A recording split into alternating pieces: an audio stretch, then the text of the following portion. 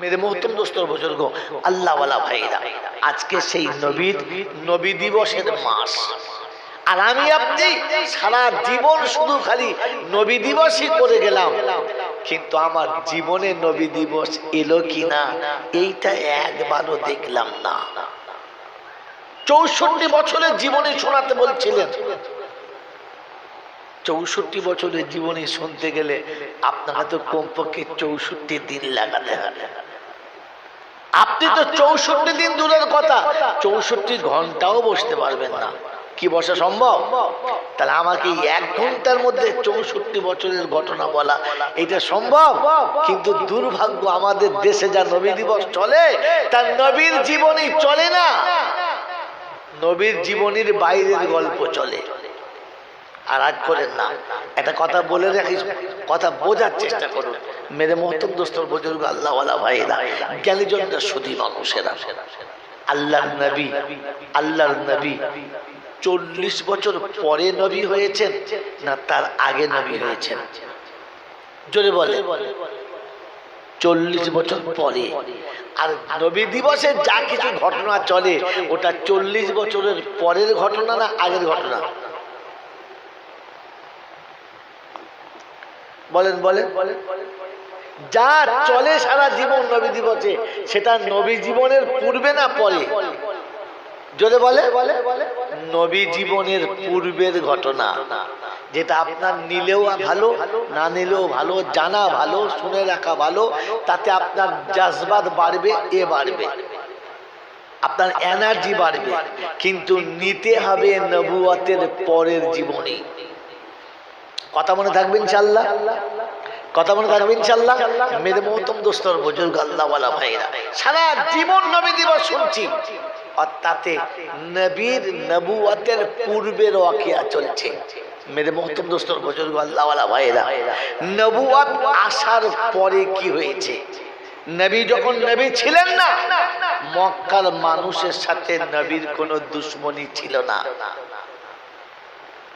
নবী যখন নবী ছিলেন না তখন পৃথিবীর কোনো মানুষ নবীর দিকে আঙুল তুলতেন না বরং সবাই নবীকে আদর করে বুকে নিতেন সবাই নবীকে ভালোবাসতেন শ্রদ্ধা করতেন সম্মান দিতেন যেদিন তিনি তার নবুয়তের বহিঃপ্রকাশ করলেন সেদিন নবুয়তের নবীর যারা বন্ধু ছিল সব বন্ধুগুলো বিগড়ে গেল কথা এখান থেকে শুনেন মেরে মোহতরম দোস্তর বুজুর্গ আল্লাহ ওয়ালা ভাইরা যে মক্কাতে আল্লাহর নবীকে মানুষ আঙুল তুলে দেখাতো যে যদি দেখতে চাস তো আব্দুল্লাহর বেটা মুহাম্মদকে দেখ এ হলো ছেলে এই হলো একজন মানুষ যারা যে আমাদের গর্বের পাত্র সবাই বলতো কিন্তু যেদিন রাসূল বলেছেন লা ইলাহা ইল্লাল্লাহ মুহাম্মাদুর রাসূলুল্লাহ সেদিন কিন্তু ওই বন্ধুগুলো সব আপনার বিগড়ে গেছে মেরে মোহতরম দোস্তর বুজুর্গ আল্লাহ ওয়ালা ভাইরা অতএব নবুয়ত সাথে নিতে গেলে বন্ধুত্ব বিগড়াবে নবুয়ত সাথে নিতে গেলে আত্মীয়তা বিগড়াবে নবুয়ত সাথে নিলে স্বার্থে ঘা পড়বে নবুয়ত সাথে নিলে আপনার চোখের পানি পড়বে নবুয়ত সাথে নিলে আপনাকে লাঞ্ছিত হতে হবে এটা হলো নবী দিবসের প্রথম সূচনা মেরে মোহতরম দোস্তর বুজুর্গ আর আপনার কাজ হলো সমস্ত অন্যায়কারীর অন্যায়কে সহ্য করে নিয়ে তার প্রতিবাদ না করে তার বিপক্ষে কিছু শাসন না করে বরং রবের সঙ্গে সম্পর্ক জুড়ে দেওয়া পরওয়ারদিগার আলাম মাবুদ আমি তো তোর কথাটা এতদূর নিয়ে গেছি কিন্তু বান্দার হালাত এই আল্লাহ তুই ওদেরকে সোজা পথে নিয়ে আয় মেরে মোহতরম দোস্তর বুজুর্গ আপনি উত্তেজিত হতে পারেন না আপনি কাউকে আঙুল তুলতে পারেন না আপনি প্রতিশোধের জন্য বিকল্প ব্যবস্থা নিতে পারেন না আপনি হাত তুলতে পারেন কোরআন শুনছি وعباد الرحمن الذين يمشون على الأرض هونا وإذا خاطبهم الجاهلون قالوا سلاما الذين يبيتون لربهم سجدا وقياما الذين يقولون ربنا اصرف তাসরিফ আন্না আযাবা জাহান্নাম ইন্না আযাবাহা কানা গারামা। বিশ্ববাসী শুনে রাখো, আমি আল্লাহ যাকে বান্দা বলে স্বীকার করেছি তার প্রথম নমুনা হলো মাথাটা নিচু হবে, নরম মেজাজে কথা হবে। দুশমন যখন তার উপরে অত্যাচারের বন্যা বহাবে, একটাই কথা শুধু বলবে, একটাই কথা বলবে, সালামা ক্বালু সালামা। রাত যখন গভীর হবে, বিশ্ব যখন ঘুমিয়ে যাবে, বিশ্বের দরবার যখন বন্ধ হবে, রবের দরবারে হাত তুলে কেঁদে বলবে, রব্বানা রব্বানা আসরিফ আন্না আযাবা জাহান্নাম ইন্না আযাবাহা কানা গারামা। ও পরওয়ারদিগার আলাম, মাওলায়ে হাকিম গো, হাত তোমার দরবারে তুলেছি, ভাইকে মুসিবতে ফেলবেন না, দেশের মানুষকে বিপদে ফেলবেন না, বিশ্ববাসীকে কোনো কষ্ট দেবেন না। আমি আপনার দরবারে দুটো হাত তুলেছি, আয় আল্লাহ ওদের ভুলগুলোকে আপনি মাফ করে দিন। ওরা সব কথা জানে না, ওদেরকে আমি বুঝাতে পারলাম না, কমই আমার কাছে, আমি আমার কাছে অপরাধ আমি করেছি, ওই অপরাধের জন্য ওদেরকে আপনি দোষী বানাবেন না। কি গো বাবাজি, আপনি নবী দিবসে সারা জীবন আসছেন, এখনো কাউকে ক্ষমা করতে শিখলেন না, কাউকে ক্ষমা করতে শিখলেন না। বিশ্বনবী জনাবি মুহাম্মদুর রাসূলুল্লাহ সাল্লাল্লাহু তাআলা আলাইহি ওয়াসাল্লাম উহুদের প্রান্তরে রক্তাক্ত হয়ে গেলেন, রক্তাক্ত হয়ে গেলেন, দাঁত ভেঙে গেছে, কপাল ফেটে গেছে। এরকম রক্তাক্ত অবস্থায় আল্লাহর নবী সাল্লাল্লাহু আলাইহি ওয়াসাল্লাম উম্মতের জন্য দোয়া করছেন, আল্লাহ তুমি ওদেরকে ক্ষমা করে দাও, ওরা আমাকে চিনতে পারে নাই, ওরা আমাকে বুঝতে পারে নাই। আল্লাহ নবী সাল্লাল্লাহু আলাইহি ওয়াসাল্লাম দরবারে ফিরেছেন, বেটি জিজ্ঞাসা করছে, আব্বা আব্বা ওরা আপনাকে এরকম মেরেছে, আপনি কিছু বললেন না? আল্লাহ নবী বললেন, ছেড়ে দাও মা। আর একটা বেটি এলো, কি করে মারলো আপনাকে এরকম করে? বললেন, বাপ ছেড়ে দাও। আর একটা বেটি এলো, একটাই কথাই, আপনি বদদোয়া করতে পারলেন না, ছেড়ে দাও। শেষ বেটি এলেন, ছোট্ট মেয়ে হযরত ফাতেমা জোহরা এলেন, সব দেখলেন, চোখ দিয়ে টপ টপ টপ টপ করে পানি পড়ছে। আল্লাহ রাসূল বসে আছে, গায়ে হাতটা বুলাচ্ছে আর বলছে, আব্বা আমি কি করে সহ্য করবো বলো তো? সবাই বলেছে আপনি কি করে সহ্য করলেন, কেন আপনাকে মারলো, কেন বদদোয়া করলেন না? হযরত ফাতেমা জোহরা এসে বললেন, আব্বা আমি কি করে সহ্য করবো বলেন তো? আপনার উপরে যে অত্যাচার চলে গেছে, আমি কি করে সহ্য করব? এই শব্দটা কে বলে? এই শব্দ কে বলে? মা। কে বলে? সবাই সহ্য করে নিয়েছে, মা এসে বলে, আমার বাচ্চার উপরে অত্যাচার, আমি মা কি করে সহ্য করব? আল্লাহর পাক নবী সাল্লাল্লাহু তাআলা আলাইহি ওয়াসাল্লাম হযরত ফাতেমা জোহরাকে কোলের কাছে টেনে দিলেন আর বললেন, মা চুপ করো। আল্লাহর নবীকে ঘরের ভিতরে নিয়ে গেলেন, ঘরের ভিতরে নিয়ে গেলেন, পানি গরম করলেন আর বললেন, দরজা বন্ধ করে দাও, দরজা বন্ধ করে দাও। আল্লাহ রাসূল বলছেন, কেন বাইরে বসে আছি, আমার শরীরটা পরিষ্কার করে দেওয়া হবে না? আমাদের ফাতেমা জোহরা শোনাচ্ছে, আব্বা বাচ্চা ছোট থাকলে বাইরে গোসল দিতে হয়, বড় হয়ে গেলে ভিতরে আনতে হয়, বাইরে নয়। আমাদের দেশের নিয়ম কি? ছোটবেলায় ছেলেরা ঘরের ভেতরে গোসল করে, আর বুড়ো কটা বলেন ইটেন্ডার ঘাটে করে, যেন ওপার থেকে বুঝতে পারে, হ্যাঁ লাইট জেলে পুকুরে নামে। ছি ছি, লজ্জা নাই, মরার পরে ঘরের ভেতরে নিয়ে যায়। मेरे मोहतरम दोस्तों बुजुर्ग अल्लाह वाला भाईरा, विश्व नबी जनाबे मोहम्मद रसूलुल्लाह सल्लल्लाहु ताला अलैहि वसल्लम के घरेर भितरे निये गरम पानी दिए कापड़टाके भिजिए देहे रक्तगुलो मुछे शुइये दिएछेन, परिष्कार करे शुइये दिए हाथे जैतुनेर तेल निये भालो करे घषे ओई फेटे जावा जायगागुलोके आम्मा जान ফাতেমাতু জোহরা তেলটা লাগাচ্ছেন আর গরম তেলের সেঁক রেখে আল্লাহ রাসূলের চোখটা লেগে গেছে। আল্লাহ রাসূল আম্মাজান ফাতেমাতু জোহরার কোলে মাথা রেখে ঘুমাচ্ছেন, তন্দাচ্ছন্ন হয়েছেন। হঠাৎ ঘুমিয়ে স্বপ্ন দেখছে মা এসেছে আর মা এসে মাথার কাছে বসেছে, কপালে হাতটা রেখে আর বোঝাচ্ছে খুব লেগেছে বেটা, খুব কষ্ট হয়েছে, খুব কষ্ট হচ্ছে না। এই বলে আম্মাজান আমিনা আল্লাহর নবীর কপালে হাতটা বুলাচ্ছেন। আল্লাহর নবী ঘুমের ঘরে মা বলেই হাতটা ধরেছে, তো কপালে দেখে হয়তো ফাতেমার হাত। হাতটা ধরে চোখ খুলে দেখে বেটির হাত, চুপ করে তাকিয়ে রয়েছে। হয়তো ফাতেমাতু জোহরা জিজ্ঞাসা করছে তোমার মা কই? তোমার মা তো কবে চলে গেছে, তুমি কাকে মা মা করে চিল্লাচ্ছ, কাকে মা বলে ডাকলে? বিশ্বনবীর চোখ দিয়ে তত করে পানি আসছে। আম্মাজান ফাতেমার হাতটা ধরে শোনাচ্ছেন, আমি ফাতেমার হাতটা ধরে আছি, স্বপ্নে আমি আমার মায়ের হাতটা ধরেছি, আমার মা এসে হাতটা বলিয়ে দিচ্ছিল। মেরে মোহতম দোস্ত বুজুর্গ, উম্মতের জন্য এতটা কুরবানি দিয়ে দুনিয়া ছেড়েছেন, দুনিয়াতে উম্মতকে রেখে চলে গেছে। আমি আপনি সেই রাসূলকেই ভুলে গেছি, সেই নবীকে ভুলে গেছি যে নবী গোটা জীবন উম্মতের জন্য সবটুকু দিয়ে চলে গেছে। আমার আল্লাহওয়ালা ভাইরা, কেন জন্য শুধু মানুষেরা, আমার সোনামণি মায়েরা বোনেরা, বিশ্বনবী জনাবে মুহাম্মদ রাসূলুল্লাহ সাল্লাল্লাহু তাআলা আলাইহি ওয়াসাল্লাম উম্মতের জন্য দিন রাত দুটো সমান করে দিয়েছেন। আমার বাবাজিরা, আমার সোনার চাঁদ বন্ধুরা, আমার সোনামণি মায়েরা বোনেরা, এই দুটো কথা আপনাকে শুনিয়ে রেখে যাচ্ছি। একটা কথা শোনাচ্ছিলাম যে সবকিছুর মালিক আল্লাহ, এটা যেন ভুলে না যায়। আর প্রত্যেকটি মাকে বলবো যেন স্বামী থেকে দূরে থেকে না যায়। জান্নাতে যাওয়া আপনাদের জন্য সবথেকে সহজ রাস্তা, যেটা পৃথিবীর আর কোনো মানুষের জন্য না। পুরুষদের জান্নাতে যাওয়া অনেক কষ্টের, কিন্তু মায়েদের জান্নাতে যাওয়া বড় সহজ।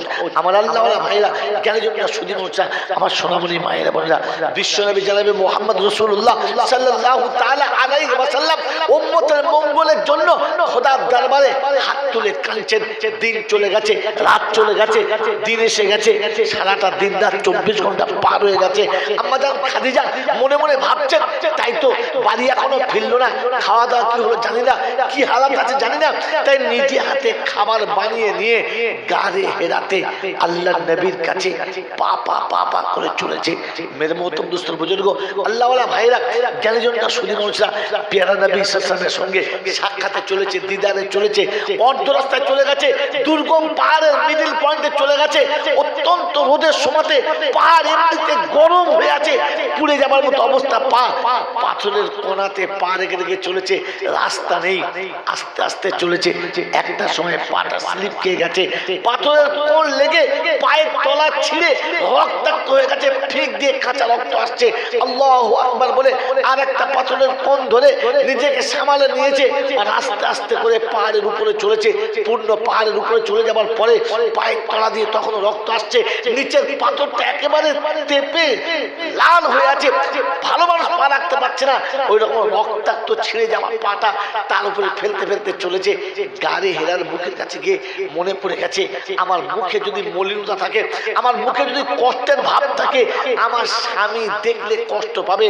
তাই আম্মাজান খাদিজাতুল কুবরা রাদিয়াল্লাহু তাআলা আনহা ওই জায়গাতে গিয়ে আস্তে করে বসলেন আর আঁচল দিয়ে মুখটা ভালো করে মুছে পরিষ্কার করে দিলেন। একটু মুখটা ফ্রি করলেন, একটু মুখে পানি মেরে মুখটাকে একবার পরিষ্কার করলেন, যেন আমার স্বামী বুঝতে না পারে আমার কষ্ট হচ্ছে। মেরে মোহতরম দোস্তর বুজুর্গ, আল্লাহ পাক রব্বুল আলামিন খাদিজার এই ভালোবাসা দেখে সেদিন মুগ্ধ হয়েছে আর জিবরাইলকে বলে পাঠিয়েছে, ও জিবরাইল যাও, তাড়াতাড়ি যাও, গিয়ে আমার হাবিবকে বলো খাদিজাকে আমি সালাম দিয়ে পাঠালাম। আল্লাহর নবী সাল্লাল্লাহু আলাইহি ওয়াসাল্লাম খুব খুশি হয়ে বসে আছেন। আম্মাজান খাদিজার সামনে গেলেন আর গিয়ে বললেন, আসসালামু আলাইকুম ইয়া রাসূলুল্লাহ। আল্লাহর নবী সালামের জবাব দিয়ে খুশি খুশি উঠে বললেন, খাদিজা একটা খবর শুনেছো, একটা সংবাদ শুনেছো? বললে কি? বললে খাদিজা, তোমার আমার কাছে আসার পূর্বে জিবরাইল এসেছিল, এসে জিবরাইল বলে গেছে যে আল্লাহ তোমাকে সালাম দিয়েছে।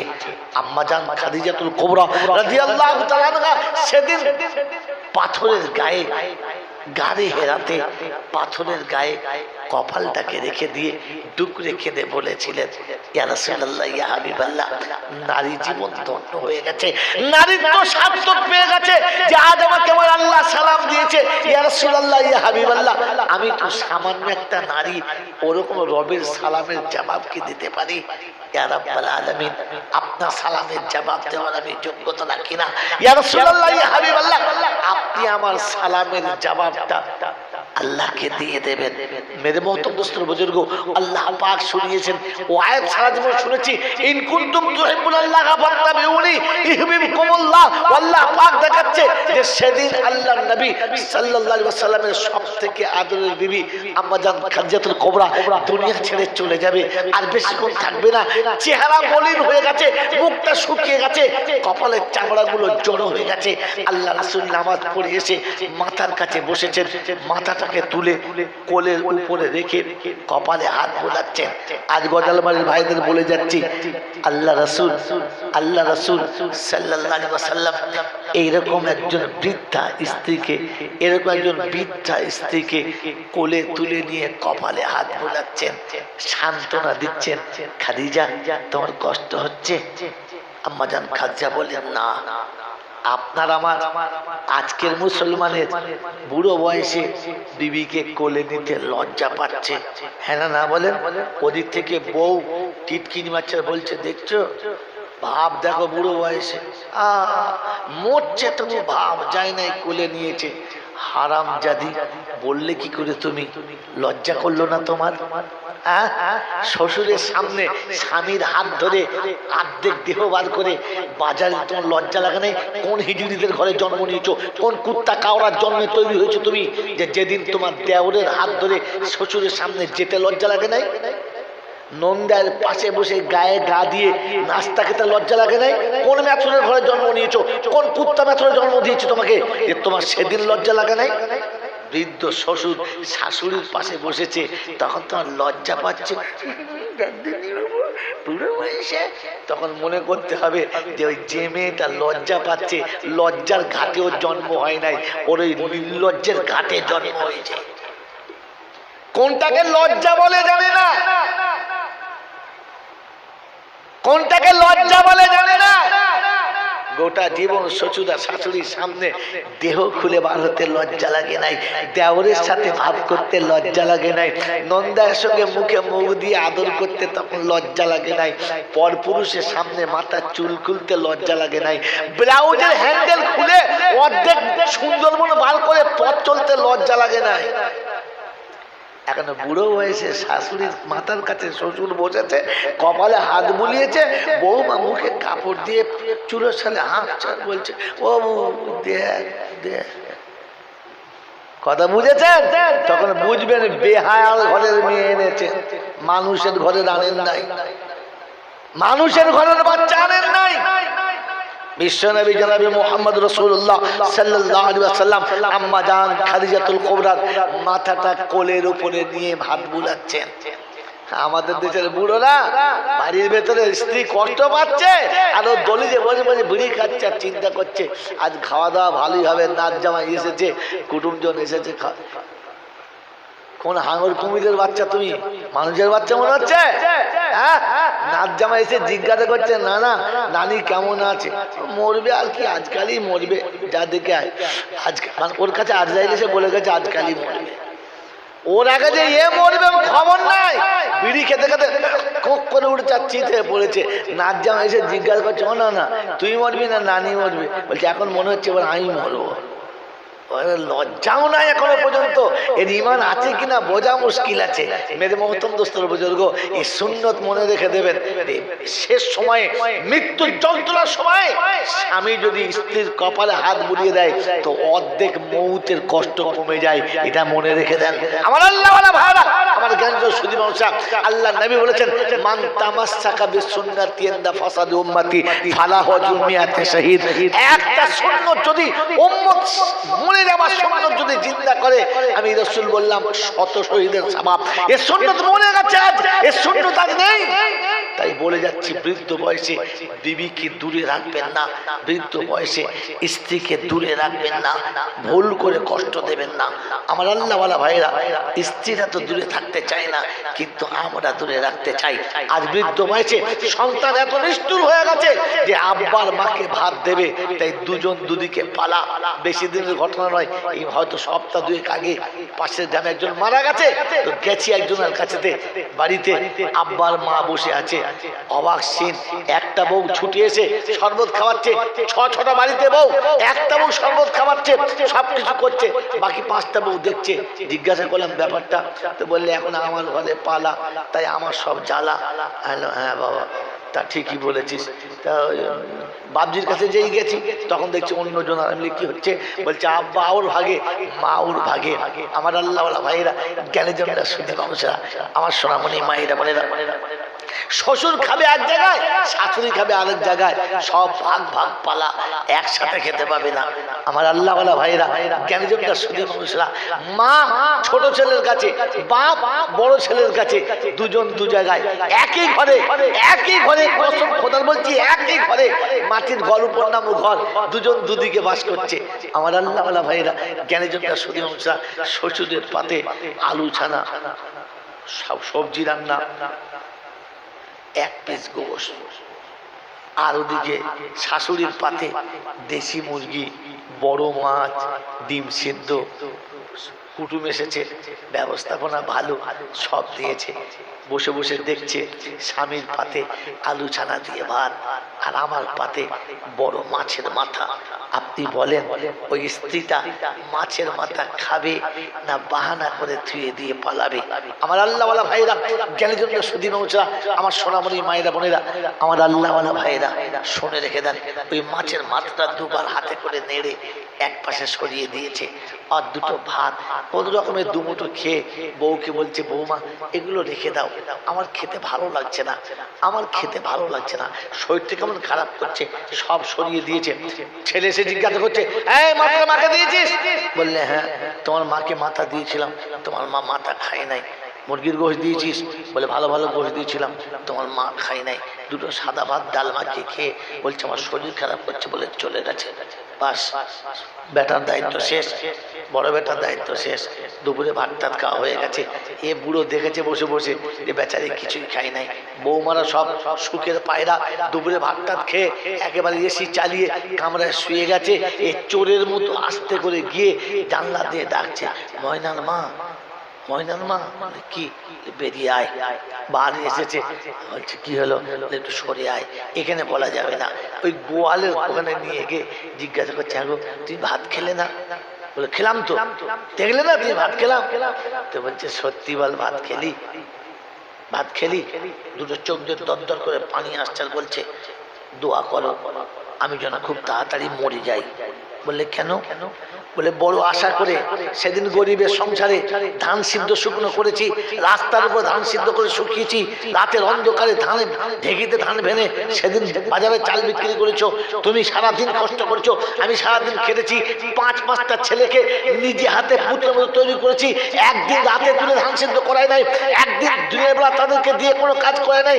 বাচ্চারা স্কুলে পড়তে যাবে তাই সকালে উঠে সব কাজে ফাঁকে রান্না করে খাইয়ে দিয়েছি, তাদেরকে বড় করেছিলাম যে একদিন তারা সুখে সংসার বাঁধবে, আর সেদিন বসে দুটো ঠান্ডা ভাত খাবো, এটাই তার পাওনা, এটা তার পাওনা।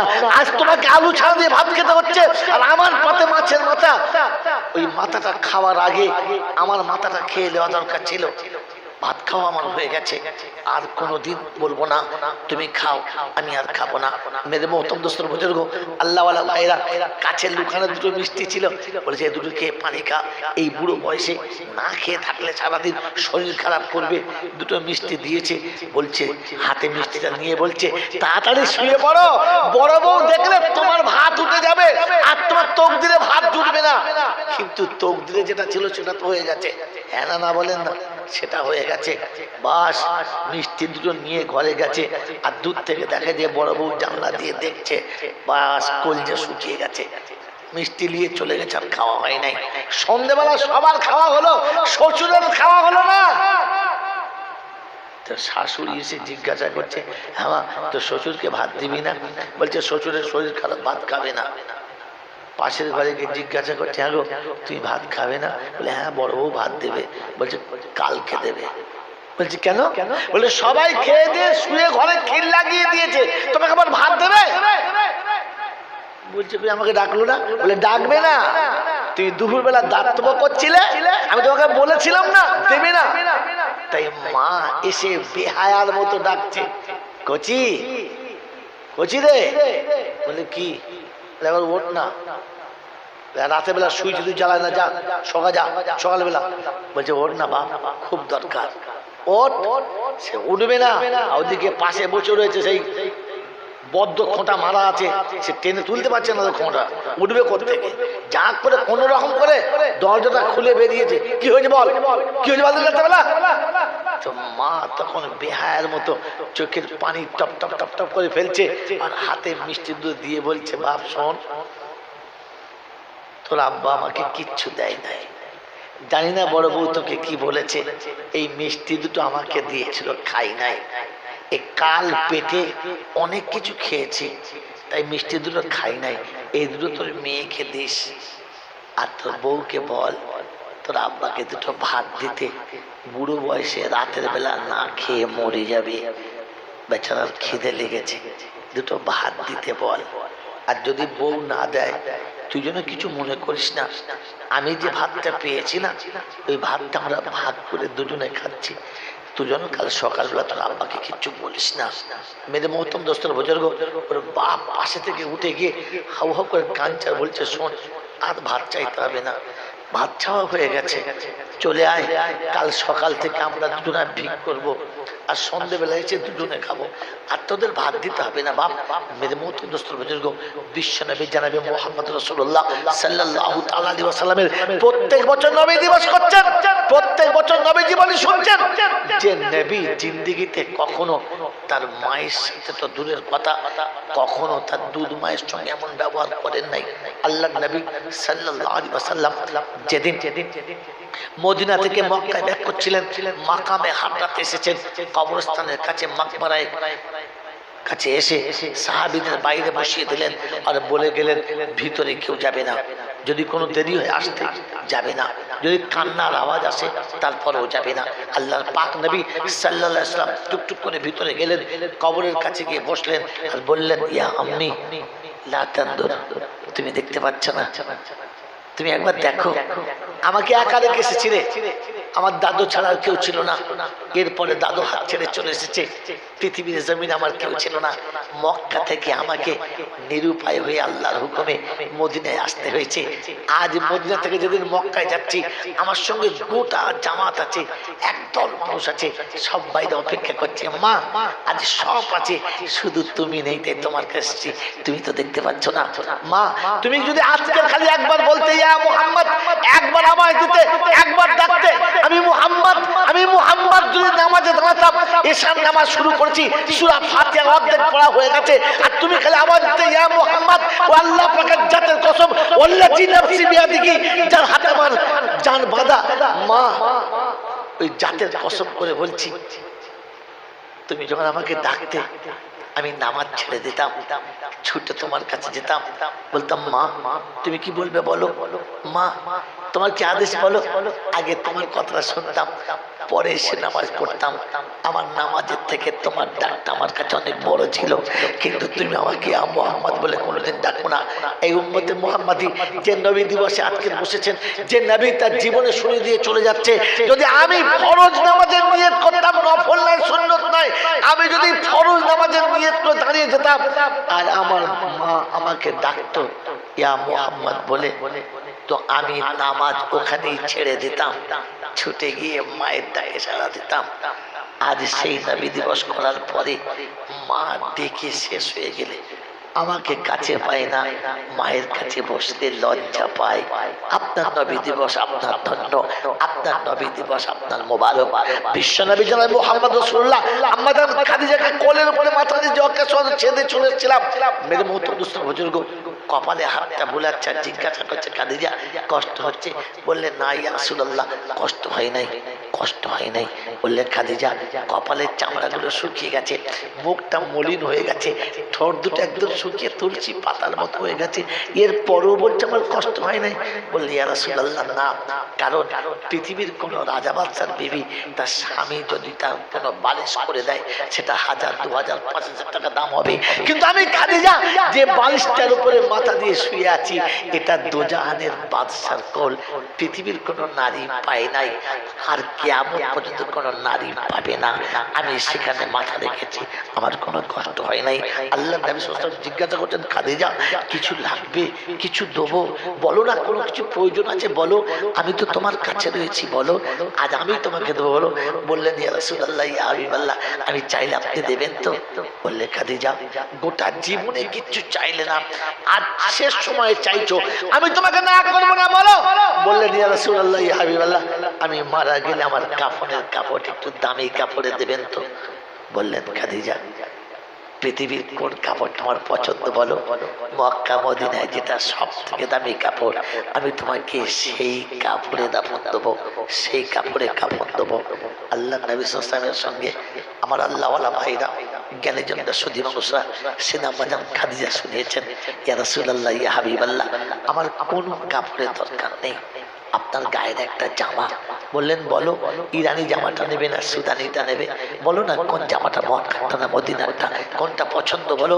বললেন ইয়া রাসূলুল্লাহ ইয়া হাবিবাল্লাহ আমার কোনো জামা দরকার নেই, ওই জামাটা যে জামাটা পরে আপনি উম্মতের কাছে কলেমার দাওয়াত নিয়ে গেছেন, উম্মতের জন্য গাড়ি হেরাতে বসে কেঁদেছেন, ওই জামাটা যে জামাটা আপনি পরতে পরতে নোংরা হলে আমি কেচে দিয়েছি, আবার পরে গেছেন, আবার ময়লা হলে কেচেছি, কাচতে গিয়ে ফেটে গেছে, আমি নিজে হাতে খেজুরের পাতা সেলাই করেছি, আবার যখন ফেটে গেছে চামড়া দিয়ে তালি লাগিয়েছি, আবার যখন ফেটে গেছে তখন আমি চটের তালি লাগিয়েছি, এরপরে যখন আপনি পরেছেন আর ফেটে গেছে সেলাই করতে পারছি না, আপনি বাদ দিয়ে দিয়েছেন ইয়া রাসূলুল্লাহ ইয়া হাবিবাল্লাহ সেদিন আপনি জামাটা বাদ দিয়েছেন, আমি কেচে ভাঁজ করে রেখেছি, ওই জামাটা আপনি শুধু খালি আমাকে দেবেন।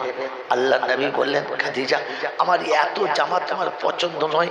সেদিন বললেন ইয়া রাসূলুল্লাহ ইয়া হাবিবাল্লাহ এটা আমি আমার সন্তানদের জন্য রেখে গেলাম, আজও জান্নাতুল মালায় শুয়ে রয়েছে, আজও জান্নাতুল মালাতে শুয়ে রয়েছেন, আর বললেন ইয়া রাসূলুল্লাহ ইয়া হাবিবাল্লাহ এটা আমার সন্তানদের জন্য রেখে গেলাম, আমি চলে গেলে মাটি খেয়ে নেবে, আমাকে এই ছেঁড়া জামাটা দিলেই হবে।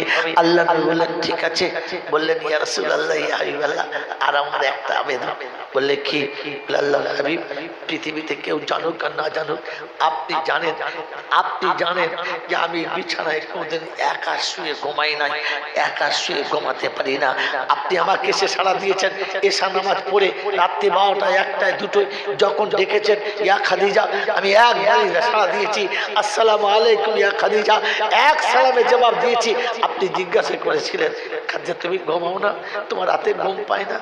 সেদিন বলেছিলাম ইয়া রাসূলুল্লাহ আপনি যখন বাড়ি থাকেন না তখন শুধু খালি ধর থাকে, তাতে প্রাণ পাখি থাকে না, আমি শুধু খালি আপনার অপেক্ষায় থাকি, বিছানা সাজিয়ে দিই, বিছানা সুন্দর করে সাজিয়ে দিই, অপেক্ষা করি বিছানা সায়েন্সা যতক্ষণ আসবে না দাসী বিছানায় দেহ রাখতে পারে না, তাই আমি কোনদিন বিছানায় একা শুই নাই, কিন্তু 5জন স্বামীর মতো 5টা স্বামীর মতো আপনি আমাকে কবরে একা রেখে দিয়ে চলে আসবেন, আমার সাথে তো আপনি যাবেন না। কিন্তু ইয়া রাসূলুল্লাহ ইয়া হাবিবাল্লাহ অন্ধকার কবর আমার খুব ভয় লাগে, অন্ধকার কবরে আমার একা যেতে খুব ভয় লাগে, আপনি একবার কবরে গিয়ে বলে দিয়ে আসবেন যেন আমাকে কবরে কোনো ভয় না দেখায়, কবর যেন আমাকে কোনোভাবে ভয় না দেয়। আমার আল্লাহওয়ালা ভাইরা জ্ঞানীজনরা সুধী মানুষরা বিশ্বনবী জনাবে মুহাম্মদ রাসূলুল্লাহ সাল্লাল্লাহু তাআলা আলাইহি ওয়াসাল্লাম বললেন খাদিজা ঠিক আছে তোমার কথা আমি রাখবো। আল্লাহ নবীর কোলেতেই আম্মা জান খাদিজা দুনিয়া থেকে চলে গেলেন, ইন্না লিল্লাহি ওয়া ইন্না ইলাইহি রাজিউন, দুনিয়া ছেড়ে চলে গেছেন। গোসল কে দেবে? তো ফাতেমা জোহর এসেছেন, আমি দেব, আমার মায়ের গোসল আমি দেব। কোলে কোলে মা আমাকে মানুষ করেছে, মা আমাকে সারা জীবন কোলে কোলে গোসল দিয়েছে। আজ মা যাবে, মায়ের গোসলটা আমার হাতে হতে হবে, অন্য কারো হাতে না, গোসলটা আমার হাতে হবে। ফাতেমা জোহরা মাকে গোসল দিচ্ছেন। এই পৃথিবীর মানুষ মনে রেখে দাও, যে মা মরে গেলে আমি শুধু কাঁদবো, গোসলটা পাড়ার মেয়ে দেবে। আব্বা মরে গেলে আমি কাঁদবো, গোসলটা পাড়ার লোক দেবে না, এটা সুন্নত না। সুন্নত আব্বা মরে গেছে আপনি গোসল দিন, সন্তান মারা গেছে আপনি নিজে গোসল দিন। সন্তান কোলের কাছে শুয়ে রেখে যখন গোসল আপনি দেবেন, আর বিবির হাতটা ধরে বলবেন চল চল, আমি পানিটা গরম কর। লোকে হয়তো বলবে মাথা খারাপ হয়ে গেছে, ছেলে মরে গেছে বলে, না, আপনাকে বলে রেখে যাচ্ছি, বাচ্চা মারা গেলে বিবিকে বলবেন গোসলের পানি গরম করতে, আপনি নিজে হাতে বসবেন আর বলবেন আমার আব্বা আজকে অনেক দূরে যাবে, আমার আব্বাকে সাজিয়ে দিতে হবে না, আমার আব্বা অনেক দূরে যাবে, আমার আব্বাকে সাজিয়ে দিতে হবে না, চলো তুমি পানিটা গরম করো। সেদিন মা পানি ঢালবে আর তুমি নিজে হাতে গোসল করাবে আর বলবে আব্বা আজকেই তোর গোসল করা শেষ হয়ে যাচ্ছে, আর হয়তো তোর গোসল দেওয়া হবে না। আমার আল্লাহওয়ালা ভাইরা বাচ্চাকে গোসল দিয়ে বাপ কাপড় পরাবে। বাচ্চা যখন গোসল দেবে, বন্যার গরম পানি শেষ হয়ে গেলে চোখের গরম পানি শেষ হবে না, কাপড় পরানোর সময়তে তখন গোলাপ পানির বোতল শেষ হয়ে গেলে বাপের চোখের পানি শেষ হবে না, চোখের পানিতে কাপড়টাতে থাকবে। আমার আল্লাহওয়ালা ভাইরা বাচ্চাকে গোসল দিয়ে কাপড় দিয়ে জানাজা যখন পড়া হয়ে যাবে, কবরে যখন শোয়াবেন, আপনি শোয়াবেন, অন্য কাউকে শোয়াতে দেবেন না। বিবি মারা গেলে আপনি শোয়াবেন, বাচ্চা মারা গেলে আপনি শোয়াবেন, অন্য কাউকে দেবেন না। বাচ্চাকে শুইয়ে দিয়ে মুখের কাপড়টা খুলে আদর করে বলে আসবেন আব্বা ঘুমিয়ে গেলে আমি বিছানায় শুইয়ে রেখে চলে আসতাম, আজ তুমি ঘুমিয়েছ, রেখে দিয়ে চলে যাচ্ছি, এখানে ঘুমাও, আমি এসে তোমাকে নিয়ে যাবো, ভয় করিস না, আমি এসে তোকে নিয়ে যাব। আমার আল্লাহওয়ালা ভাইরা বাচ্চার ইন্তেকালের পর কিংবা পিতার ইন্তেকালের পর দাফন দিয়ে কবরের কাছে বসবেন, ওই সময় খবিশ আসবে আপনার কাছে, ওই সময় শয়তান আসবে আপনার কাছে, এসে আপনার হাতটা ধরে বলবে আয় কাঁদিস না, বাপের কবরের কাছে বসে কাঁদি না, উঠে আয়। তখন বুঝবেন ওটা যে হাত ধরেছে ওটা খবিশের একদম বেজম্মা সন্তান, খবিশের হারামি ছেলে, ওটা অন্য কারণ না। কারণ বাপের কবরের কাছে বেটা বসে থাকবে, বাপকে তো বেটাকে তুলবে না। মনে থাকবেন চাল্লা, সন্তান মারা গেছে আপনি বাপ চুপচাপ বসে থাকুন, বাপের বেটার কবরের কাছে সবাই মাটি দিয়ে চলে যাবে, আপনি যাবেন না। সবাই যখন চলে গেছে তখন বেটার কবরের উপর হাতটা রেখে বলুন আল্লাহ আমানত আপনি আমার কাছে দিয়েছিলেন, আমানত আপনি আমার কাছে দিয়েছিলেন, আমি আমানতের যোগ্য নয়, ফিরিয়ে দিয়েছেন। আল্লাহ আমি নারাজ না, আমি নারাজ না, তবে জীবনের শেষ মুহূর্তে যদি কোনোদিন কোনো ভালো কাজ করে থাকি, আমি বাপ হাত তুলেছি, তুমি বলেছো, তোমার নবী বলেছে যে পিতা হাত তুললে তুমি নাকি কোনোদিন ফেরাও না, পিতা মাতার দোয়া তুমি কোনোদিন নাকি ফেরাও না, তাই সন্তানের জন্য আমি দুটো হাত তুলেছি, আমার বাচ্চাকে তুমি হেফাজতে রেখে দিও, কাল কিয়ামতের ময়দানে আমার বাচ্চা আমার কোলে ফিরিয়ে দিও, এইটুকু তোমার কাছে আবেদন, আর কিচ্ছু না। আল্লাহ পাক শোনান, আল্লাহর পাক নবী শোনান, কাল কিয়ামতের ময়দানে, হাসরের ময়দানে বাপ বসে থাকবে আর বাচ্চা ছুটে এসে বলবে আব্বা আমি এসেছি, চল। এগুলো আল্লাহর নবী বলেছেন, যাদের ছোট বাচ্চা মারা গেছে তারা স্বামী স্ত্রী জান্নাতি। কিয়ামতের ময়দানে মাসুমকে যখন জান্নাতে দেওয়ার অনুষ্ঠান আসবে, তখন প্রত্যেকটি মাসুম খুশিতে যাবে, আর ওখানে বসে দাদা ইব্রাহিম শোনাবি একা যাবি, মাকে নিয়ে যাবি না, মাকে নিয়ে যাবি না, যা যা মাকে নিয়ে যাবি। তো বাচ্চা ছুটে এসে আল্লাহকে বলবে আল্লাহ যাবো না। বলে কেন? বলে আমার মা, আমার মা। তো আল্লাহ বলবে যা মাকে নে। ও ছুটে গিয়ে মায়ের সঙ্গে পরিচয় করাবে, ফেরেশতারা পরিচয় করিয়ে দেবে। মা যেমনি মা বলে মায়ের হাত ধরবে, মা ডুকরে কাঁদবে, বাচ্চা মায়ের চোখের পানি মোছে বলবে মা কাঁদিস না, আমি এসে গেছি, চল জান্নাতের বাগানে, তুই আমাকে কোলে করে নিয়ে চল। মা আরো কাঁদবে, মা আরো কাঁদবে। তো জিজ্ঞাসা করবে মা আমি তোর কোলে চেপেছি তাই বলে তুই কাঁদছিস, আমি তোর হাত ধরেছি বলে কাঁদছিস? বলছে না রে, তোর জন্য কিচ্ছু করি নাই। ঈদের দিন যাদের জামা কাপড় কিনে দিয়েছি, ঈদের দিন যাদের সাজিয়ে নিজেরা পুরাতন কাপড় পরেছি, তারা আমাকে চিনতে পারে নাই, তারা আমাকে বৃদ্ধ বয়সে দুমুঠো ভাত দেয় নাই। তুই তো শুধু দুধটাও ভালো করে খাস নাই,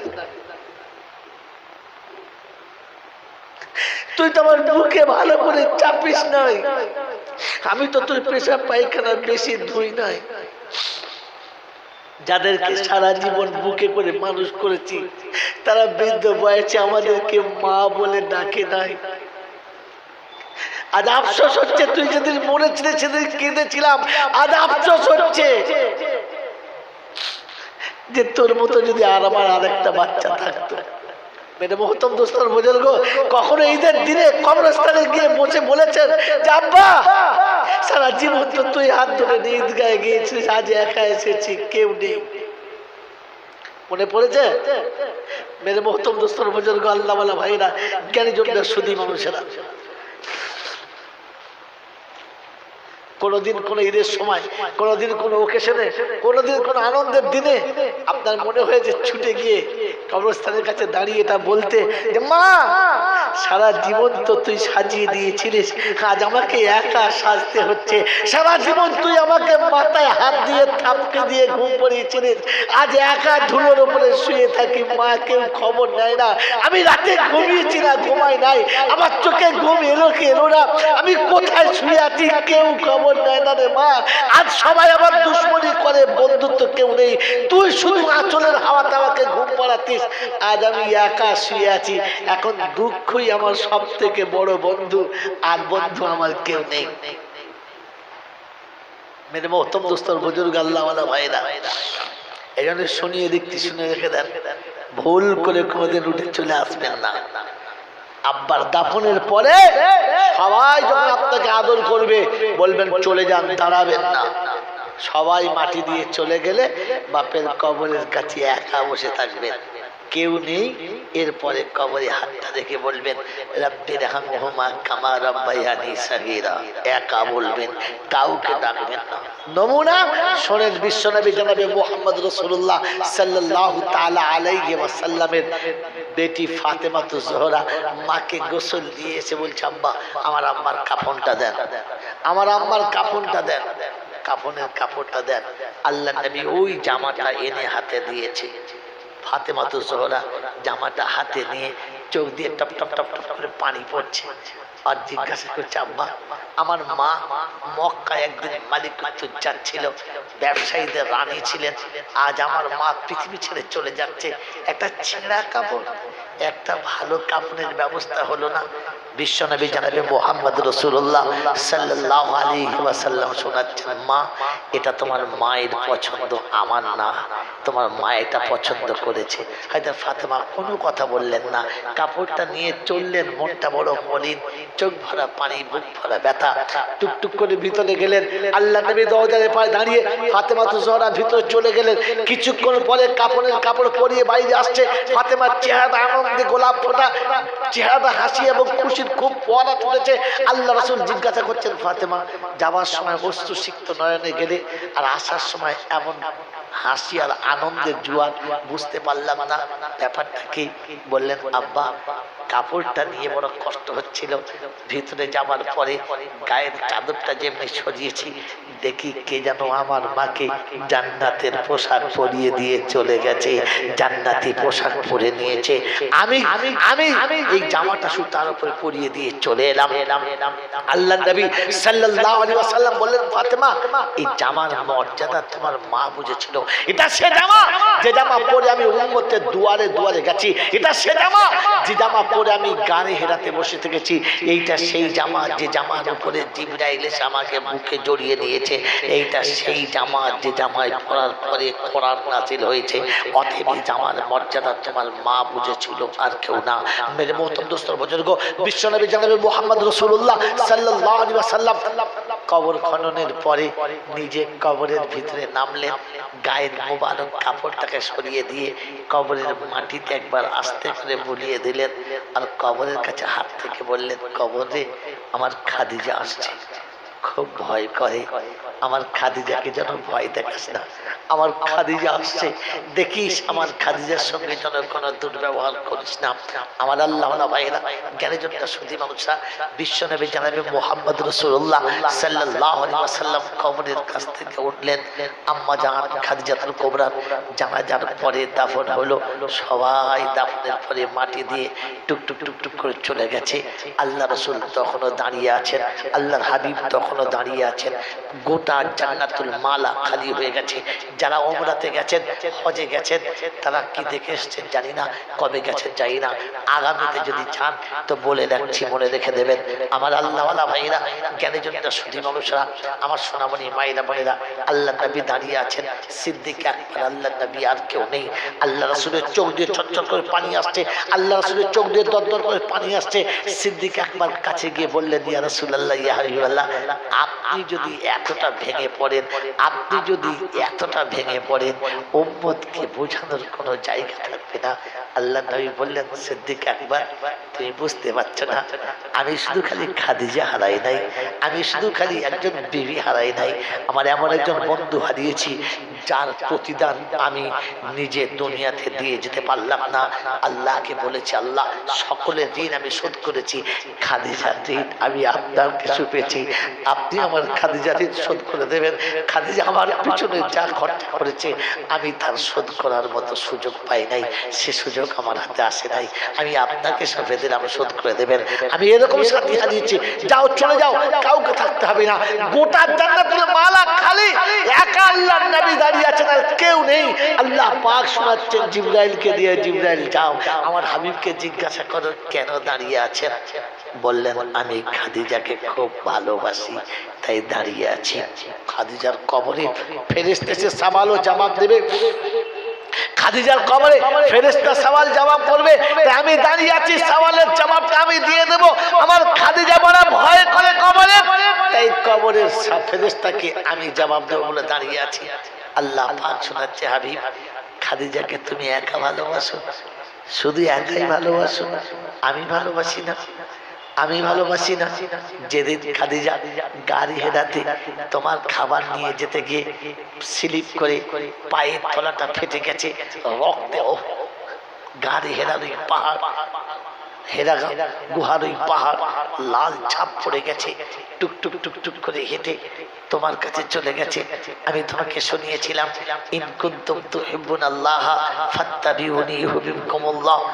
আমি আল্লাহ পাক শুনিয়েছিলাম, আমি আল্লাহ পাক তোমার কাছে কোরআন নাজিল করেছি আর শুনিয়ে দিয়েছি যে আমার হাবিবের সঙ্গে ভালোবাসা লাগবে, আমি তার মাহবুব হব, আমার মাহবুব বানাবো। হাবিব, আমি সেদিন খাদিজাকে এতটাই ভালোবেসে ফেলেছি যে সালাম দিয়েছি। তাই শুনিয়ে দিচ্ছি, শুনে দেখো, তুমি খাদিজাকে ভালোবাসো বলে কবরস্থান থেকে উঠে চলে যেতে পারছো না, তুমি খাদিজাকে ভালোবাসো বলে খাদিজার কবর ছেড়ে বাড়ি ফিরছো না, তুমি খাদিজাকে ভালোবাসো বলে জান্নাতুল মালা ত্যাগ করতে পারছো না। আর আমি আল্লাহ খাদিজাকে ভালোবাসি বলে আসমানের ফেরেশতা আসমানে দাঁড় করে দিয়ে বলেছি, ওই ফেরেশতা আদম থেকে কিয়ামত পর্যন্ত সকলের কবরে গিয়ে তার সওয়াল ও জবাব দিবি। খাদিজার জবাবটা আমি দিয়ে দিচ্ছি, আমার খাদিজার কবরে যাবি না, আমি জবাব দিয়ে দিচ্ছি। ইয়া রাসূলুল্লাহ, ইয়া হাবিবাল্লাহ, আমার হাবিব আপনি শুনে রেখে দেন, আমার হাবিব আপনি শুনে রেখে দেন, খাদিজার কবরে কিয়ামত পর্যন্ত ফেরেশতা যায় না, আর কোনোদিন যাবেও না। খাদিজার কবরের ফেরেশতাকে আমি এখানে আটকে দিয়েছি, আমি খাদিজার সওয়ালের জবাব দিয়ে দিয়েছি। আল্লাহর নবী সাল্লাল্লাহু আলাইহি ওয়াসাল্লাম টুকরে কেঁদে গেলেন, টুকরে কেঁদে গেলেন আর সিজদায় পড়ে বললেন, আল্লাহ, বললেন হাবিব, আমি খাদিজার কবরের সওয়াল জবাবের ফেরেশতা আটকে দিয়েছি, তুমি এতে খুশি না, তুমি এতে রাজি না, তোমার ভালো লাগে নাই? বললে, ইয়া রাব্বাল আলামিন আল্লাহ, ইয়া রাব্বাল আলামিন আল্লাহ, আবার খাদিজার কবরের ফেরেশতা তো আটকে গেছে, এতে আমি খুশি, কিন্তু আমি খুশি না, কষ্ট এই জন্যে যে আমার উম্মতের কবরের সওয়ালের জবাবটা কে দেবে, সেদিন আমিও থাকবো না। আজ আমি দাঁড়িয়েছিলাম, সেদিন আমার উম্মতের কবরের কাছে কেউ থাকবে না, আমার উম্মতের কবরের জবাবটা কে দেবে? আল্লাহ পাক সেদিন শুনিয়েছে হাবিব, এখনো সেই উম্মতের কথা এখনো সেই উম্মতের ব্যথা, এখনো সেই উম্মতের জন্য এতটা। ও মুসলমানের ছেলে, আপনাকে শুনিয়ে রাখছি, রাসূল বিবিকে দাফন করে আল্লাহর ফেরেশতা আটকে গেছে শুনে খুশি হয় নাই, খুশি হবে উম্মতকে যেদিন তিনি তরিয়ে নেবেন। তাই উম্মতের ব্যথা বুকে নিয়ে সারা জীবন কেঁদেছেন। আজও মদিনার মাটিতে শুয়ে যিনি উম্মতের ব্যথা নিয়ে কাঁদছেন, কাল কিয়ামতের ময়দানে যিনি উম্মতের ব্যথা নিয়ে কাঁদতে কাঁদতে আসবেন, এমন নবীর উম্মত। এত বড় সৌভাগ্যবান আমরা, আমাদের নবী আমাদেরকে না নিয়ে জান্নাতে যাবেন না, আমাদেরকে জান্নাতে না পৌঁছে দিয়ে নবী শান্তি পাবেন না। আল্লাহ নবী সাল্লাল্লাহু আলাইহি ওয়াসাল্লামকে সেদিন আল্লাহ পাক শুধু হাবিব তোর উম্মতকে খালি আমার বারান্দায় চলে আসতে বলবি, আমার দরবারে এসে দাঁড়াতে বলবি, বাকিটা আমি আল্লাহ ব্যবস্থা করে দেবো। কারণ আমি আল্লাহ পাক আমার হাবিব কষ্ট পাক, এটা আমি চাই না। আমার আল্লাহওয়ালা ভাইরা, আমার জ্ঞানযোগ্য সুধী মানুষরা, সারাটা জীবন রাসূল উম্মতের জন্য দিয়ে গেলেন, সারা জীবন যিনি উম্মতের জন্য দিয়ে গেলেন সেই হাবিব আপনার আমার জন্য নাজাতের রাস্তা করে দিয়ে গেলেন। কারণ ওই কিয়ামতের ময়দান এমন একটা দিন যেদিন পৃথিবীর কোনো আপন আপনার আপন থাকবে না। কোরআন শরীফ যেদিন মা ছেলের জন্য কাঁদবে না, যেদিন বাপ বেটার জন্য কাঁদবে না, আমি আমি আমি আমার বিবিকে বলবো, আমি তোকে চিনি না। যে বিবির একটু কষ্ট হলে সহ্য করতে পারি না, আমি আমার কলিজার টুকরা বেটিকে বলবো, না না না না, আমি তোকে চিনি না, তুই আমি তোর বাপ না, আমি তোকে চিনি না, যা যা। সেদিন মনে হবে বাপ বেটিকে দেখে চিনতে পারবে না, সেদিন বেটা বাচ্চা থেকে চিনতে পারবে না, সেদিন মা সন্তান চিনতে পারবে না। ওরকম কিয়ামতের ময়দান এমন একটা ভয়াবহ সময় হবে। আল্লাহ পাক রব্বুল আলামিন শোনাচ্ছে, ওদিন নূহ আল্লাহর কাছে বলবে, আল্লাহ আমি কিচ্ছু চাই না, তুই আমাকে বাঁচা। মূসা কাঁদবে আর বলবে, আল্লাহ আমাকে বাঁচা। হযরত ইসলাম বলবেন যে আল্লাহ আমি মা মারিয়ামের কথা বলবো না, আমি মার কথা বলতে চাচ্ছি না, আল্লাহ তুই আমাকে বাঁচা। রাব্বি সাল্লিম রাব্বি সাল্লিম, আল্লাহ আমাকে বাঁচা, আমাকে বাঁচা। আদম থেকে শুরু করে প্রত্যেকটি নবী যেদিন একটাই কথা বলবে, আল্লাহ আমাকে বাঁচা, আল্লাহ আমাকে বাঁচা। ওদিন এক কোণে থেকে একটা আওয়াজ আসবে, রাব্বি হাবলি উম্মতি, রাব্বি হাবলি উম্মতি। চারিদিকে সবার কণ্ঠস্বর ভাসবে আর মনে মনে হবে তাই তো সবাই যখন নফসি নফসি শোনাচ্ছে, ওদিন একটা আওয়াজ আসছে উম্মতি কে। চারিদিকে সবাই তাকাবে, তো সবাই সেদিন দেখতে পাবে একমাত্র একমাত্র নবী মুহাম্মদ রাসূলুল্লাহ সাল্লাল্লাহু আলাইহি ওয়াসাল্লাম। সেদিন উম্মতের কথা, আপনার আমার নবী উম্মতের ব্যথা নিয়ে কাঁদবেন, আর কেউ কাঁদবেন না। আমার আল্লাহওয়ালা ভাইরা, সেদিন বিশ্ববাসী অবাক হবে, আল্লাহ আজ যদি এই নবীর উম্মত হতাম, আজ নবী সুপারিশের জন্য এসেছে। আমার আল্লাহওয়ালা ভাইরা, জ্ঞানীযোগ্য সুধী মানুষরা, যে নবী কাল কিয়ামতের ময়দানে উম্মতকে নাজাত না করিয়ে নিজে শান্তি পাবেন না। আল্লাহ পাক সেদিন হাসরের ময়দানে হাবিবকে ডাকবেন, কাছে বসাবেন, চেয়ার দেবেন, বসুন হাবিব বসুন, আজ কিয়ামতের মালিক আমি, কিন্তু তোমার হাতে কিয়ামতের বাদশাহী দিচ্ছি, বসেন আজকে। সেদিন হাবিব চেয়ারের হ্যান্ডেলটা ধরে দাঁড়াবে আর বসতে চাইবে না। আল্লাহ পাক যখন হাবিব বসেন, তো সেদিন বলবে আমি বসবো। তো উম্মতের জন্য আজকের কাঁদবে কে, উম্মতের জন্য ছুটে যাবে কে? আমার আল্লাহওয়ালা ভাইরা, জ্ঞানের জন্য শুধু মানুষরা, আল্লাহ পাকের হাবিব বলেন, এখান থেকে সোজা আরশের তলাতে, আর এখান থেকে একবার গিয়ে ফুলসিরাতে, একবার মিজানের ধারে, একবার মিজানের কাছে গিয়ে দাঁড়াবে, দেখবে উম্মতের নেকি পরিকদ্দুর গেছে। উম্মত ওখান থেকে সোজা ফুলসিরাতের কাছে পার হচ্ছে কিনা, আর একবার হাওজে কাউসারের কাছে। তাই কবি লিখেছে, ইহানা মিলা তো মিজা পে মিলুঙ্গা, वहाँ ना मिला तो कौसर पे मिलूंगा। সেদিন নফসি নফসি করবে। আল্লাহর হাবিব সেদিন আরশের উপর থেকে লাফ দিয়ে ছুটে যাবে আর বলবে, রব্বি হাবলি উম্মতি উম্মাতুন মুজনিবাতুন ওয়া রাব্বুন গফুর। পরওয়ারদিগার আলম, আমার উম্মতেরা সব থেকে বড় গুনাহগার, আর তুমি তো সব থেকে বড় দয়ালু, আমার উম্মতকে তুমি বাঁচিয়ে নাও। আমার আল্লাহওয়ালা ভাইরা, জ্ঞানীজনরা, সুধী মানুষরা, আমার সোনামণি মায়েরা মায়েরা, বিশ্ব নবী দিবসের উদ্দেশ্য করে যারা সারা জীবন নবী দিবস দিয়েছেন, মনে রাখেন আল্লাহর নবী সাল্লাল্লাহু আলাইহি ওয়াসাল্লাম উম্মত মহব্বতের জন্য কাঁদতে কাঁদতে চলে গেছেন, আখিরাতে কাঁদতে কাঁদতে সেদিন আসবেন। আপনার আমার কর্তব্য ওই নবীর সুন্নতকে জীবনে নিয়ে যাওয়া, ওই নবীর সুন্নতকে সাথে করে নিয়ে যাওয়া। কাল কিয়ামতের ময়দানে একটা সুন্নত যদি সাথে নিয়ে যেতে পারি, একটা সুন্নত যদি সাথে করে নিয়ে যেতে পারি, তো আল্লাহর দরবারে গিয়ে শোনাবো, রব্বি আল্লাহ সব করেছি, সব ভুল হয়ে গেছে, 100 শহীদের সওয়াব তোমার হাবিব বলেছে, তুমি বলেছো তাই তোমার হাবিব বলেছে, 99টা সাহাবী দিয়ে দাও, 99টা শহীদের সওয়াব আমার ভুলের জন্য দাও, আর একটা শহীদের সওয়াব আমাকে দাও, তাহলেই তো বেড়া পার। আমার আল্লাহওয়ালা ভাইরা জ্ঞানের জন্য সুদিন ওষা এই নবী দিবস সারা জীবন শুনবো, শুনেছি, শুনছি এবং শুনবো। তবে একটা কথা মনে রেখে দেবো আমার আল্লাহওয়ালা ভাইরা, যে মরার আগে কমপক্ষে নবীর সুন্নত নিয়ে মরবো। আমি মরলে যেন বিশ্ববারে মুসলমান মরেছে, আমার দাফন আসার সময় যেন বলে যে মুসলমান চলে গেছে। আমি চলে গেলে যেন বিশ্ব ভাবে একজন মুসলমান গেছে, আমার বাড়ির লোক ভাবে একজন সত্যিকারের মুসলমান চলে গেছে। আমি যাওয়ার আগে যেন মুসলমান হয়ে যেতে পারি, কারণ কোরআন আপনাকে আমাকে শুনিয়ে দিয়েছে, ওয়ালা তামুতুন্না ইল্লা ওয়া আনতুম মুসলিমুন, মরার সময় মুসলমান হয়ে মরিস, আমি সব অপরাধকে ক্ষমা করে দেব, তুই মুসলমান হয়ে আসিস। বলেন মুসলমান হব তো ইনশাআল্লাহ, মুসলমান হয়ে মরবে ইনশাআল্লাহ, মরবে ইনশাআল্লাহ। তাই শেষ কথা, শেষ টাইমে একটা কথা জিজ্ঞাসা করছি, সারা জীবন মুসলমানদের বয়ান শুনেছেন, বলেন তো মুসলমানের শেষ সংজ্ঞা কি? দোয়া করব। মুসলমানের শেষ সংজ্ঞা কি, যেটা দিয়ে আমি বুঝবো মুসলমান? দাড়ি দিয়ে, টুপি দিয়ে, বড় জামা দিয়ে, মসজিদে নামাজ দিয়ে, কাবায় হজে গিয়ে, বলেন মুসলমানের সংজ্ঞা কি, যেটা দিয়ে আমি বুঝাবো যে আমি মুসলমান হয়ে যাচ্ছি? আমার আল্লাহওয়ালা ভাইরা, আমার জ্ঞানের জন্য শুধু মানুষেরা এতটুকু শুনিয়ে দিয়ে চলে যাচ্ছি, বাস। আজ থেকে মুসলমান মানুষ ভাবার জন্য শ্রেষ্ঠ। পৃথিবীর যত প্রাণী আছে, প্রাণী জগতের শ্রেষ্ঠ হলো মানুষ, হ্যাঁ না বলেন? মানব হলো প্রাণী জগতের শ্রেষ্ঠ। তার কারণ একটাই, যে পৃথিবীর কোনো প্রাণীর ভাবার ক্ষমতা নেই, একটাই ক্ষমতা আছে মানুষের। মানুষ ভাবে। মানুষ কি জোরে বলে?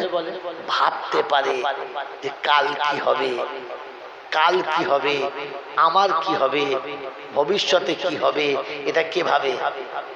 জোরে বলে? মানুষ ভাবে। আর কেউ ভাবে? ভাবে না যারা জানোয়ার হলো তারা, ভাবে না যারা জানোয়ার হলো। জোরে বলে? ওই গোজালমারির লোকেরা, আপনারা তো অনেক লেখাপড়া শিখেছেন, অনেক বিজ্ঞানী বৈজ্ঞানিকদের কাছে অনেক কি বলে আপনার ঊর্ধ্বতম বিদ্যে শিখেছেন। বলেন, ভালো সুন্দর করে কথা বললে মানুষ যদি হয়, তো তাহলে অনেক পাখি আছে দারুণ কথা বলতে পারে, পারে না?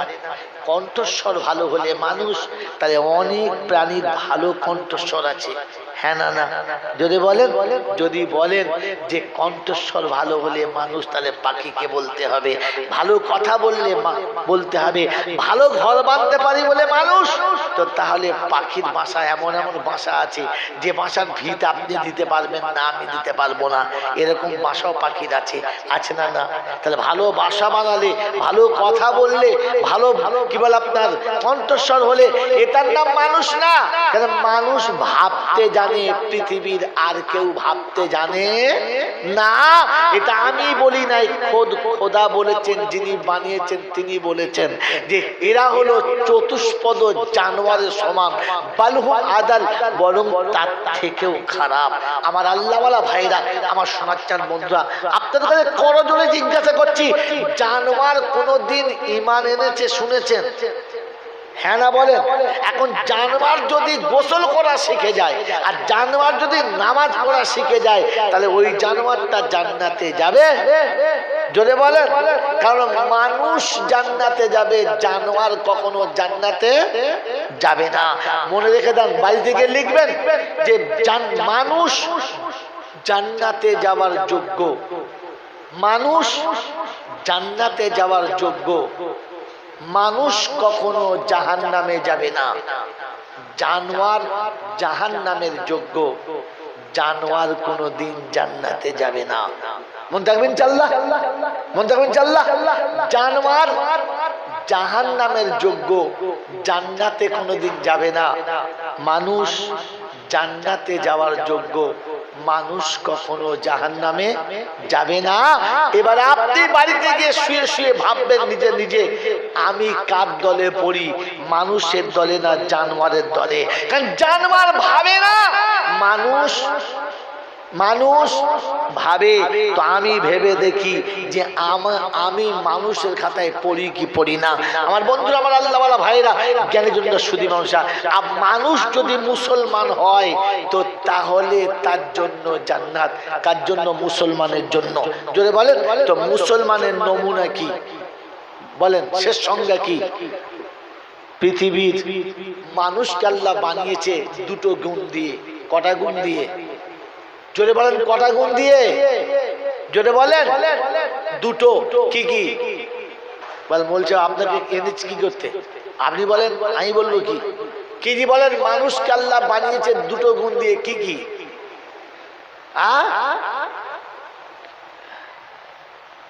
বুঝতে পারি না। আরে আপনাকে কি বলবো, আপনি আপনার লাইফ টাইম শোনেন নাই তো বলবেন কোত্থেকে? আপনার লাইফ টাইম শোনেন নাই, 65 বছর বয়সে আপনি শোনেন নাই। আল্লাহ পাক শুনিয়ে দিয়েছিল, ইন্নাল ইনসানা খুলিকা হালুয়া। আপনারা বলে না, ইন্নাল ইনসানা খুলিকা হালুয়া ওয়া ইযা মাসসাহু শাররু কানা জাজুয়া ওয়া ইযা মাসসাহুল খায়রু কানা মানুয়া ইল্লাল মুসাল্লিন। আমি হাফেজ সাহেব নয়, ভুল হলে বলবেন, দুঃখ নেই। আল্লাহ পাক শুনিয়ে দিয়েছেন, ইন্নাল ইনসানা খুলিকা হালুয়া, আমি মানুষকে বানিয়েছি বড় নরম দুতরা দিয়ে, বড় নরম জিনিস দিয়ে। ওয়াইদা মাসসাহু শাররু কানা জাজুয়া, একটু কষ্ট পেলে হাউতাস করতে ছাড়ে না। হায় মরে গেলাম, কিচ্ছু নাই, সর্বনাশ হয়ে গেল, আমার আর কিছু নাই। হ্যাঁ না বলে, এমন জুড়ে দেবে আপনি দাঁড়াতে পারবেন না। ছেলে মেয়েরা কথা শোনে না, টাকা পয়সা শেষ হয়ে গেল, আর মাথার যন্ত্রণা, পায়ের যন্ত্রণা, পেটের যন্ত্রণা, আর বলিস না, পাড়ার লোকের জ্বালায় আর বাঁচি না, এমন শুরু করবে, আপনার দাঁড়াতে দেবে না। একটু খালি কষ্ট হলেই হলো। হ্যাঁ না বলেন, ওয়াইদা কানা ওয়াইদা মাসসাহুল খায়রু কানা মানুয়া, আর একটু অর্থের গরম যদি এসে যায়, গাড়ি আমি বানিয়েছি, বাড়ি আমি বানিয়েছি, রাস্তা আমি বানিয়েছি, আমি ছাড়া মসজিদ দেখে কে, আমি ছাড়া গ্রামটা চলে কি করে, আমি খালি আমি। হ্যাঁ না বলে, একটু একটু রহস্য পেলে এমন উঠলে ওঠে, এমন ইতরে যায়, আর আল্লাহ মনে পড়ে না, নবী মনে পড়ে না, আখিরাত মনে পড়ে না। এটা মুসলমানের নাম না, এটা হলো শুধু মানুষের সুন্নাত। একটু পেলেই বেশি হলে আনন্দের সাগরে সাঁতার দেবে, একটু কষ্ট হলে দুঃখের সাগরে ভেসে যাবে। ইদা মাসসাহু শাররু কানা জাজুয়া ওয়া ইদা মাসসাহুল খায়রু কানা মানুয়া, একটু পেলেই দেখবেন একেবারে তার গোলাম, আর একটু না পেলেই তখন তার সঙ্গে দুশ্মনী। হ্যাঁ না বলেন, এটা মানুষের সেবাত। বলেন মুসলমানের গুণ কি? হুজুর জলসা অনেক শুনেছি, গল্প অনেক শুনেছি, মুসলমানের গল্প শুনি নাই। হ্যাঁ না বলেন, জানতেন, শুনেছেন? হ্যাঁ না বলেন তো, মুসলমানের গুণ হলো দুটো, মুসলমানের মৌলিক সংজ্ঞা দুটো। কটা বলো? জোরে বলো। আমার বাবাজিরা, আমার সোনার চাঁদ বন্ধুরা, আমার আল্লাহওয়ালা ভাইরা, মুসলমানের নমুনা হলো পেলে শকর করবে, না পেলে সবর করবে। যার না পেলে সবর নাই, পেলে যা শকর নাই, ও জানোয়ারের খাতায়, মুসলমানের খাতাতে নাই। বাপজিরা, সোনার লালেরা, এবারে বুকে হাত দিয়ে ভাবেন, জলসা যখন বাড়ি যাবেন, বিছানায় শুয়ে শুয়ে ভাববেন, আমি আল্লাহ শকর আদায় করেছি না না শুকরি করেছি।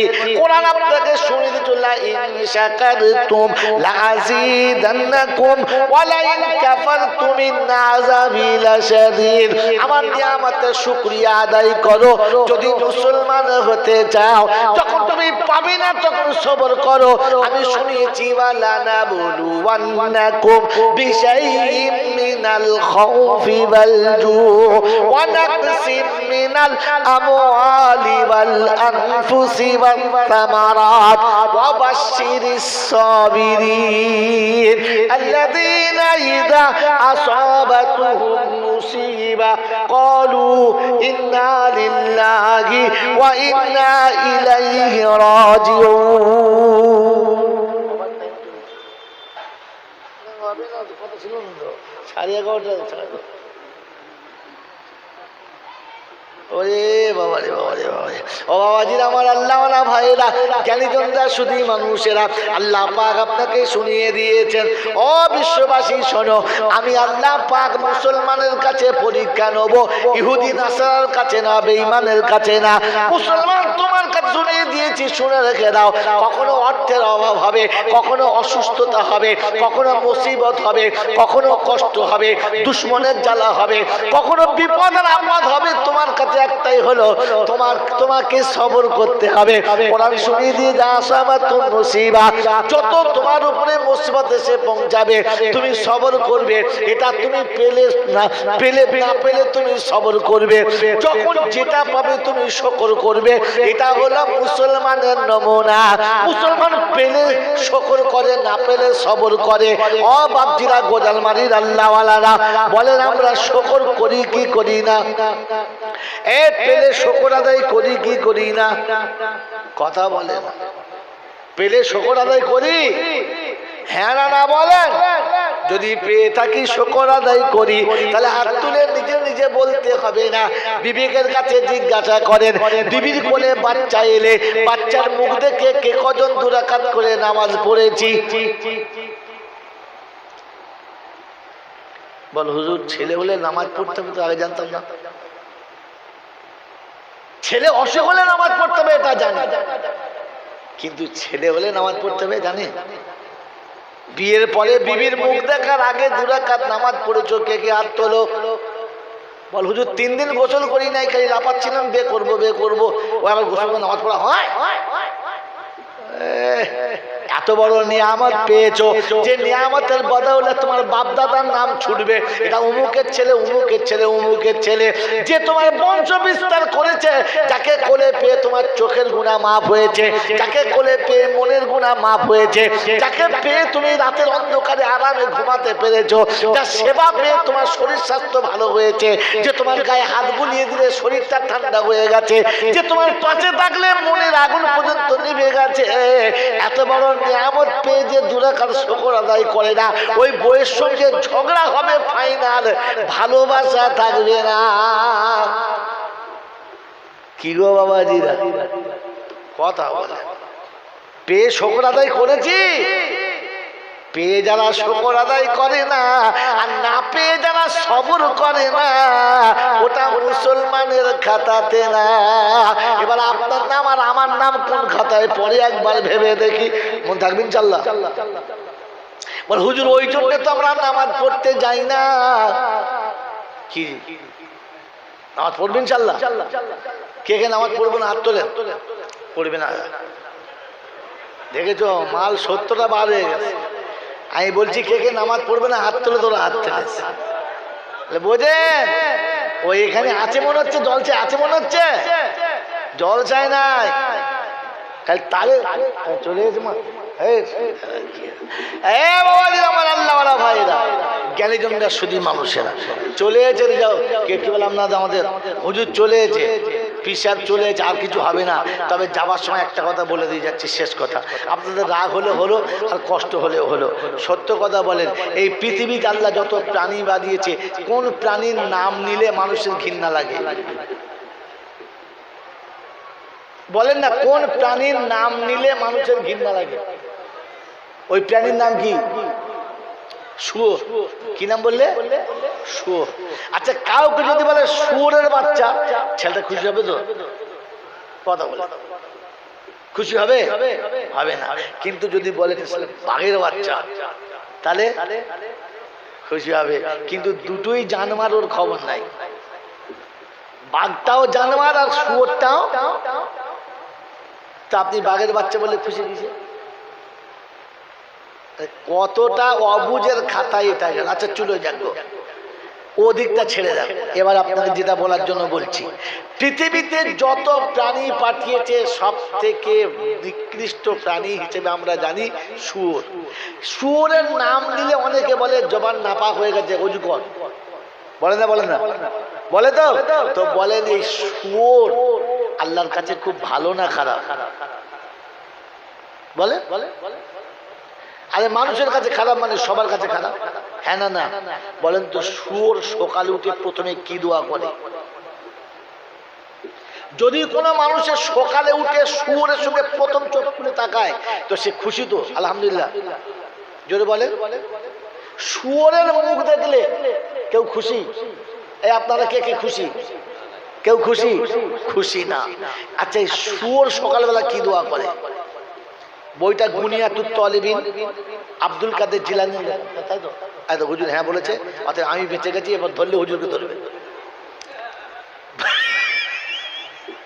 বইটার নাম গুনিয়াতুত তালিবিন, লেখা আব্দুল কাদের জিলানী রাহমাতুল্লাহ আলাইহ। প্রত্যেক দিন সকালবেলা ঘুম থেকে উঠে প্রত্যেকটি প্রাণী আল্লাহর কাছে যার যা মন যায় দোয়া করে, কিন্তু শুয়োর ঘুম থেকে উঠে চোখ বন্ধ করে দোয়া করে। শুয়োর ঘুম থেকে উঠি চোখ বন্ধ করে দোয়া করে, আল্লাহ আপনি আমাকে শুয়োর করেছেন তাতে আমার দুঃখ নেই, কিন্তু চোখ খুলে যেন বেনামাজিকে দেখতে না পাই, কারণ ও আমার থেকেও বড় শুয়োর। তাহলে শুয়োরের মুখ দেখাও যা, বেনামাজির মুখ দেখাও যদি বলেন, জোরে বলেন না। আরে শুয়োরের মুখ দেখা যতটা খারাপ, বেনামাজির মুখ দেখা তার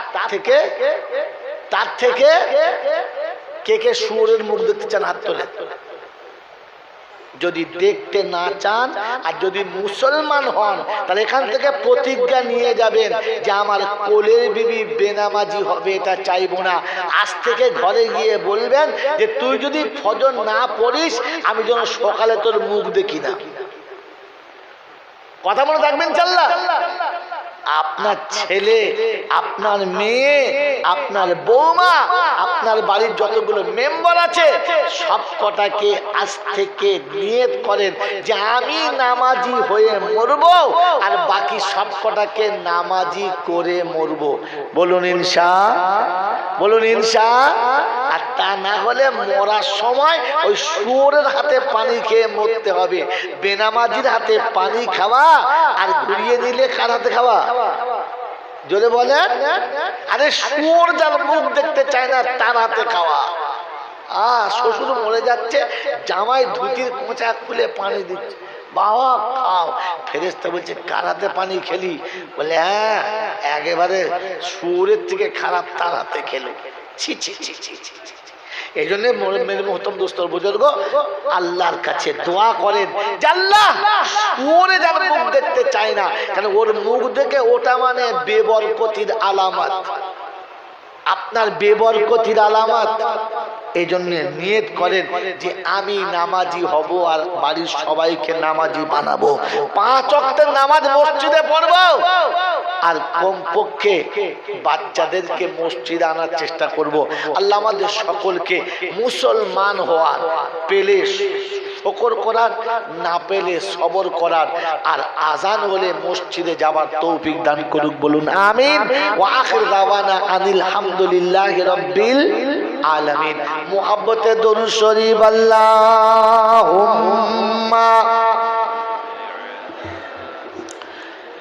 মাওলানা মুহাম্মদ ওয়া আলা আলি সাইয়্যিদিনা মাওলানা মুহাম্মদ। ভাই ঈশার নামাজের পর থেকে এতক্ষণ পর্যন্ত আমি গুনহেগার, অসুস্থ শরীর, ক্লান্ত শরীরে যতটুকু বলেছি দোয়া করবেন আল্লাহ যেন আমাকেও আমল করার তৌফিক দেয়। আর একটা কথা শুনিয়ে যাচ্ছি, দোয়া করবেন। অসুস্থ রয়েছি, এই অবস্থাতেই আগামী সোমবার ইনশাআল্লাহ একটু রাসূলের দরবার পর্যন্ত যাওয়ার ইচ্ছা আছে। সোমবার ইনশাআল্লাহ ফ্লাইট, আল্লাহ যেন সহি সালামতে পৌঁছানোর আর সেখানে গিয়ে জান ভরে সালাম দেওয়ার তৌফিক দান করে। বলে না আমি। আপনারা আল্লাহর ওলিদের এলাকার লোক, কার দোয়া কখন লেগে যায় বলা যায় না, কার দোয়া কখন লাগে বলা যায় না। এই জন্য সকলের কাছে বললাম, আর এই শেষ সময়ে কখন চলে যাব কেউ জানে না, তবে দোয়া করেন যেন যাওয়ার সময়তে আল্লাহর রাস্তায় চলতে চলতে যেতে পারি। যেন কবরে গিয়ে শুনে যেন মানরব্বুকা বলে দুর্বুকা, ঘর থেকে বাইরে চলেছে মানরব্বুকা কি বলবো, এই রাস্তায় ছিল ধরলে এলি আমাকে, কথা বোঝেন নাই? হ্যাঁ, বাড়িতে বসি তো জবাব সওয়াল জবাব হবে, রাস্তায় ধরলে আর কি হবে, রাস্তায় ধরলে আর কি হবে, কথা বোঝেন না? হ্যাঁ, এই জন্য আল্লাহর কাছে দোয়া করি আল্লাহ যেন সফরের হালাতে, হ্যাঁ, মরণের সময় শাহাদাত নসিব করে। সকলে বলি আমিন। দরুদ শরীফ আল্লাহুম্মা। আসুন ভাই।